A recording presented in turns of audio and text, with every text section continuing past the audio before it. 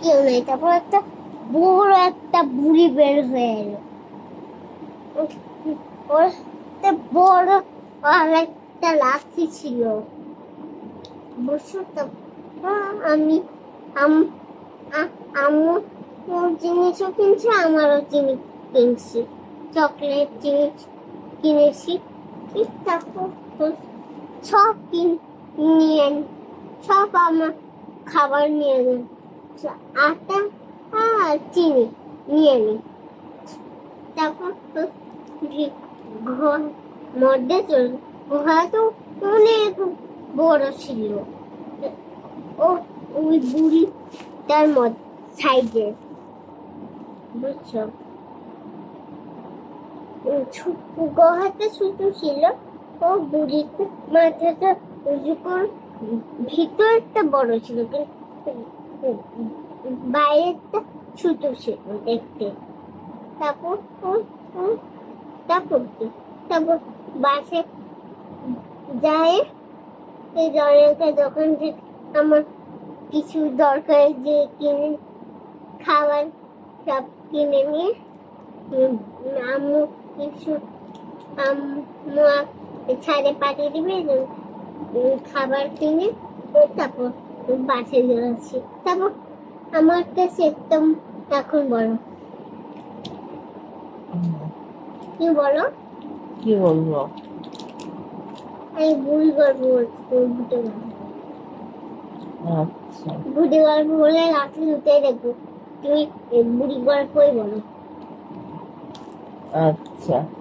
কি গল্প বল তাই।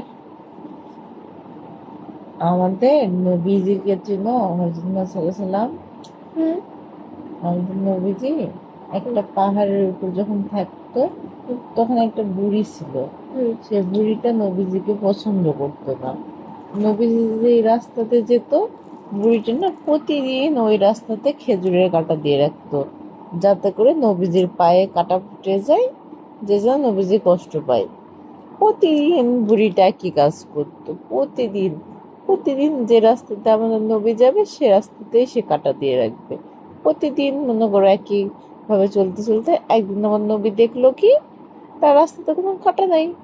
তো সেটা দেখে তো সে খুশি হয়নি, সে উল্টা ভাবলো যে বুড়িটা আজকে আমার রাস্তায় কাটা দিল না, তো বুড়িটার কি হলো যে সে আজকে আমার রাস্তাতে অন্য কিছু দেয়নি। তো এই ভেবে নবীজি আবার ওই বুড়িটাকে খুঁজতে বের হলো। যেতে যেতে যেতে বুড়ির বাসায় গেল, যে দেখে বুড়িটা অনেক বেশি অসুস্থ, এতটাই অসুস্থ যে সে মনে করো বিছনা থেকে উঠতে পারেনি। এই কারণে তখন আবার নবীজি যায় বুড়িটার সেবা করলো। আস্তে আস্তে বুড়িটা সুস্থ হয়ে গেল। বুড়িটা সুস্থ হয়ে যাওয়ার পর বুঝতে পারলো আমাদের নবী কতটা মহান। তারপর বুড়িটা নবীর কাছ থেকে মাপ চেয়ে নিল। তারপর সে নবীকে ভালোবাসতে শুরু করলো, যেরকম করে আমরা সবাই নবীকে ভালোবাসি। তুমি আমাদের নবীকে ভালোবাসো না? আচ্ছা, যাও, গল্প বলে দিছি। গল্প গল্প এটা কি তাহলে?